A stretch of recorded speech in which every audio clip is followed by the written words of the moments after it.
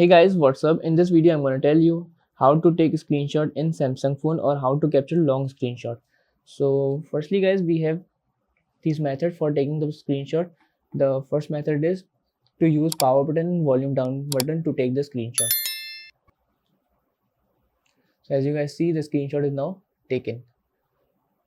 So this is the first method, and the other method is use your palm to take the screenshot like this. Make sure your palm will touch on the screen, and that's how guys we can take the screenshot in Samsung devices. The third one is guys to capture the long screenshot.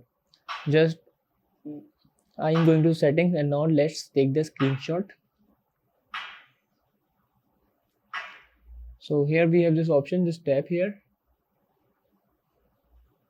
again tap here.